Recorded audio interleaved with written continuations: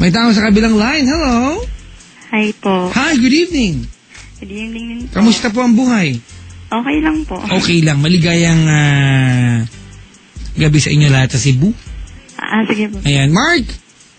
Kasaylon Ching, ang ating caller straight from Cebu. Wow. Masarap ang lechon dyan, di ba? Opo. The best lechon in town, Oo, sabi nila, di ba? Nasa Cebu. Oo. Saka one of the best sa guitar po. Gitara. Opo. Gawang langka. Langka yung kahoy. Opo. Oo. Sabi nga po na the most progressive town in the Philippines. Wow, pwede politika itong caller natin, no? May mga adlib na naman. Audition 2 weeks. Whiten your smile. Got it. The red one. Anyway, Sachi, Opo. ilang taon ka na? 17 po. Anong ginagawa sa buhay? Nandito lang po sa bahay. Sa bahay lang. Opo. Ganon. Opo. Medyo nagagala. Yun lang po. Di pa kasi ako nag-aral ng college po. Talaga? Opo. Anyway, ikaw ay napatawag kasi?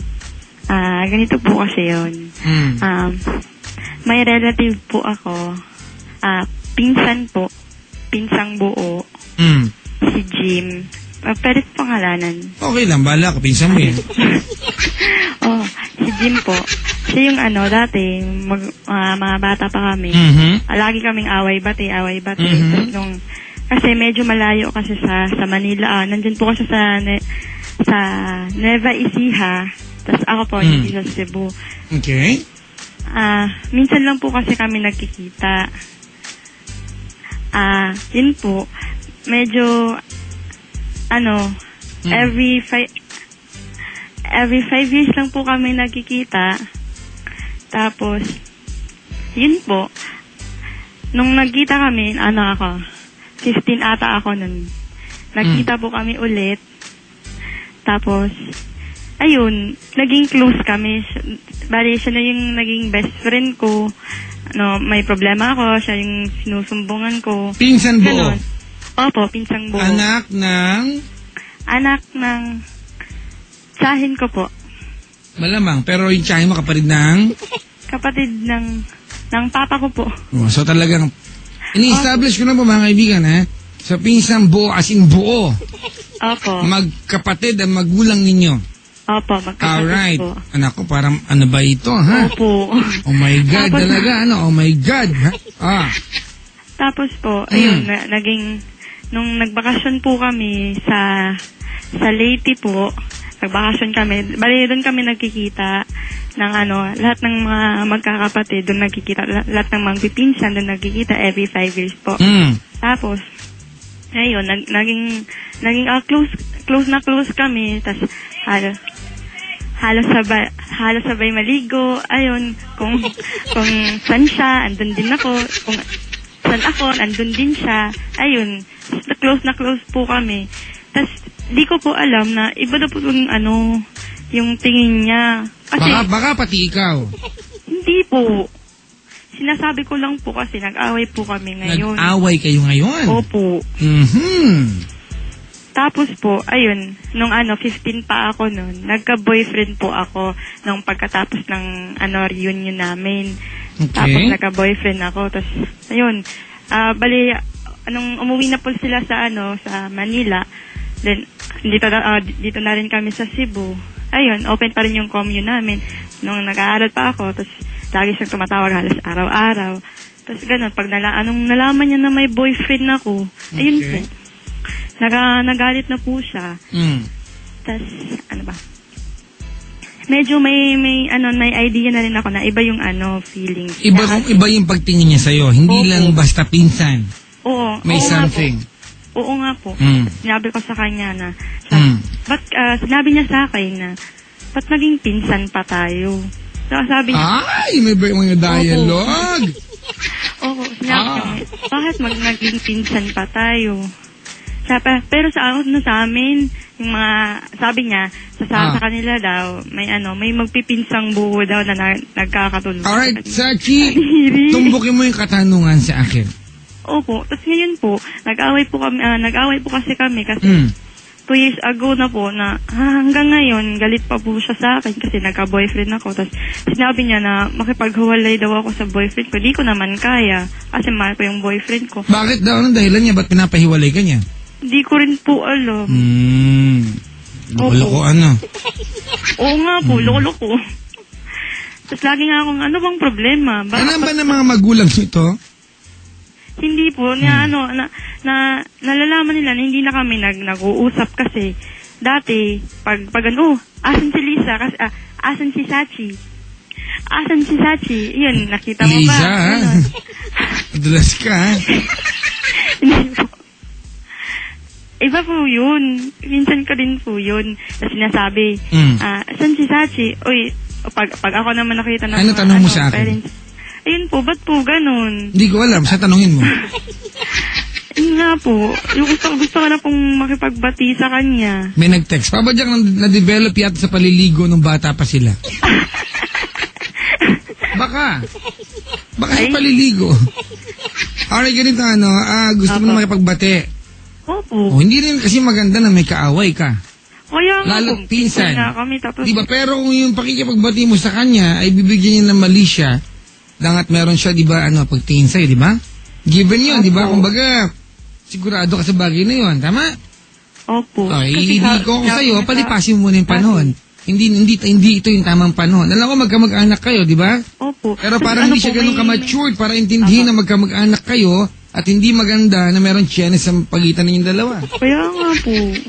Tapos pinsan nga po nung kasi pag pumupunta kami na probinsya sa Leyte, lagi kaming magkatabi matulog. Kaya kung mali siya sa akin, tapos sinabi niya, halikan daw niya ako. Sachi, yun yung dito Pwedeng walang mali siya sa'yo, pero sa kanya meron. Pag nakipagbati ka ngayon, baka yung ma-confirm sa kanya na, gusto na rin ako ni Sachi. Diba? Hindi masama kasi na maging malapit kayo, mag-sorry ka, kaya lang, baka bigyan niya ng kahulugan. Hindi pa siya nagmamature ng tama. Diba? Kasi kung matino-tino mag-isip yan, bakit niya hayaan maramdaman niya yan? Although hindi pwedeng pigilan, diba? Pero kumbaga wala siyang delikadesa. Kaya nga po. Kung nakahanda ba siya, gusto mo mensahe para sa kanya? Uy, Jim. Mag-apelido, pangalan na lang. Opo. Dali. Sana magkabati na tayo. Huwag mo nang mapilitin na makapaghiwalay ako sa boyfriend ko kasi mahal ko naman siya. Saka, kalimutan mo na yung nararamdaman mo. Kasi, magpinsan tayo. Yun, maligo ka mo siya.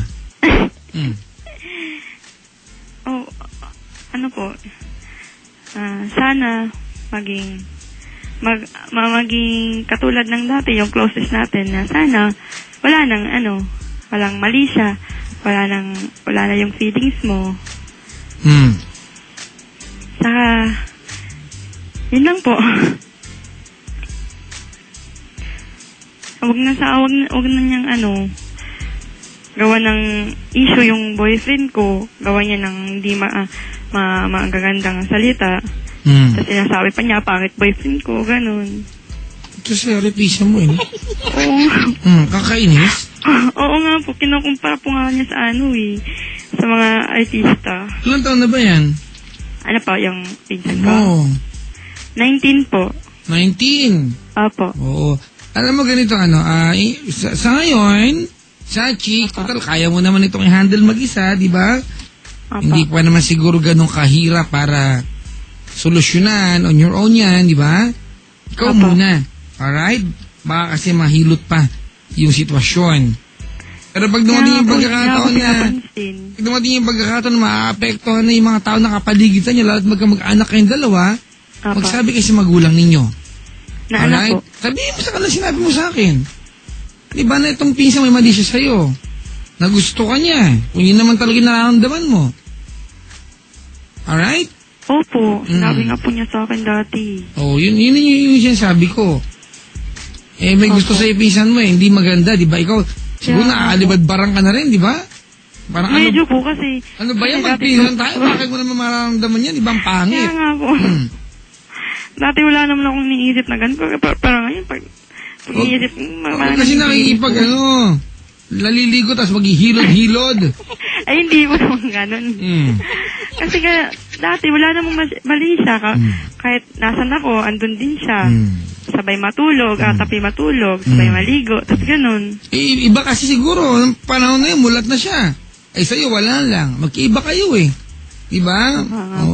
Ngayon, kahit magpinsan kayo, kumbaga, limitahan mo yung mga kilos mo sa paligid niya kasi hindi kayo magkaparehas na nararamdaman. Siya binibigyan niya ng kulay yung mga bagay-bagay, ikaw hindi, di ba? Opo. So para hindi rin niya mabigyan ng kulay, baka pag malapit ka sa kanya, mabigyan niya ng kulay, di ba? Tignan mo rin yung mga kinikilos mo, do not lead him on. Okay? Oh, tapos binantaan niya po yung boyfriend ko pag sinama ko po sa probinsya namin, sa Leyte. Magsabi ka sa magulang. Susutukin daw niya. Magsabi ka sa magulang mo. Alright? Bisa mo, manyak.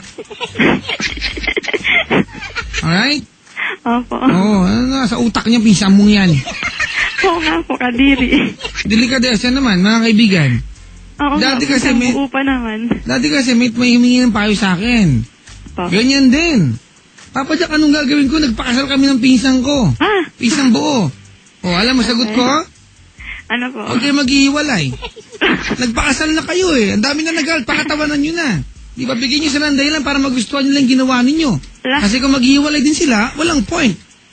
Nung tumawag kasi sa akin, kasal na. Wala na akong magagawa eh. Pinayagan eh. Di ba? Pero kayong dalawa, wala namang ganun eksena, di ba?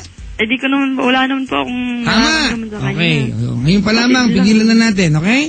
Opo. Prevention is better than... Ano po? Cure. Wala namang kinalaman sa kwento mo yan eh. Walang banggitin. Okay? Okay po. Sige. Salamat sa pagtawag. Sige po. Ay, magandang gabi sa iyo. Magandang gabi din. Eto, meron akong kanta para sa pinsan mo, si Jim. Sige po. Alam mo kung anong title? Ano po? 21 baril. 21 guns. Okay? Sige po. Salamat sige. po. Good evening sa iyo. Good evening. Good evening. Mga kaibigan, si Sachi ng Cebu. Ayan, hello po sa mga lechon na nandiyan ngayon. Maligayang pakikinig.